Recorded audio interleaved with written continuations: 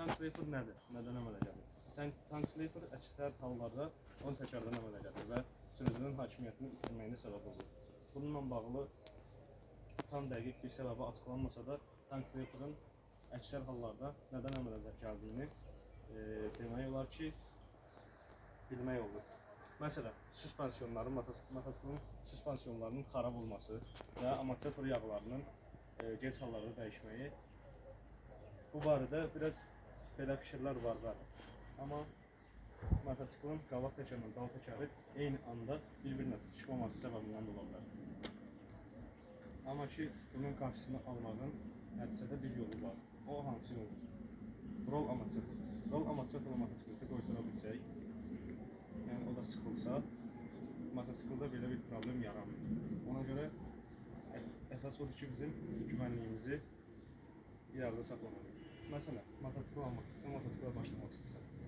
600 kubluq motosikllə, 1000'lik motosikllə sən başlanmasın. Çünki 600 kubluq mototsikl sağa ağır gəlir. Ona görə də bir şey öyrəşmədən aramızdan ayrıla bilərsən. Ona görə Alerikdən 150 kubluq motosiklet, 200 kubluq motosikl, 300 kubluq motosikl hər hansı bir yerdən gedib gəlməyimizə həm yarayır, həm də ustunuz olur, həm də bizi sürüşə öyrədir. Belə qalxa bilərik. 300 kubluq, sonra 600 kubluq, sonra 1000 kubluq. Yəni, bu deməkdir ki, mən bunu sürdüm, keçəcəm 600 kubluğa. 600 kubluğu tam rahat şəkildə sürə biləcəm. O bizi elədir. Bir dəqiqə 600 kubluq motosikl elə mənada ağır gələ bilər. Çünki 600 kubluq motosikl, məsələn, R6-dan götürək. R6 zarafat motosikleti deyil. Yəni, R6 xam sürücüyü qəbul ediləmir. R6 superbike və biz onu sürsək, bizə ağır gələ bilər. O yüzden mən 150 kubluğumu almışam, sonra alacağım 300 kubluğumu.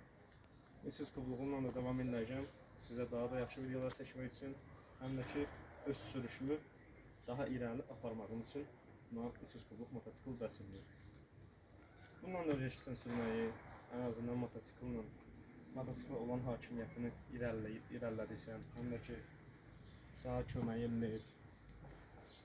Motosikl o deməkdir ki, alaq özümüzü uçuraq, ya özümüzü bir hansısa qıza göstərək, ya nə bilim, kimisə görək, dostumuzun tanışının yanında kişilənək, qazın belinə minək, özümüzü uçuraq. Motosikl o deməkdir.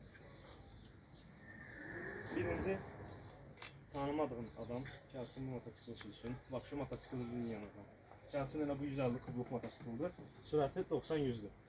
Gəlsin bunu sürsün, o adam qazı beləcənən taxılı qoyacaq, torumuzu da verəcək, torumuzu tutmayacaq, əli də buzadır, qazda qalıverdi. Özünü tağda tutmaq üçün bu qazı tağda basacaq və özünü çırpacaq harasıdır. Ona görə ki, yavaş yavaş eğitim almalıyıq, davamız almalıyıq. Motosikl almaq istəyirsinizsə də birinci motosikildir. Birinci mototsiklin kaskını almalısınız, formasını almalısınız, dizliyini almalısınız, dirsəkliyi almalısınız ki, sizi daha da güvəncə altına alsın onlar.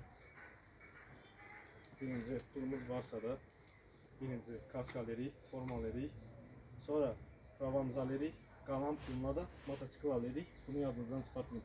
Ən gözəl motosiklet sizin aldığınız və sürdüyünüz motosikletdir. Yəni buna heç kim qarışa bilməz.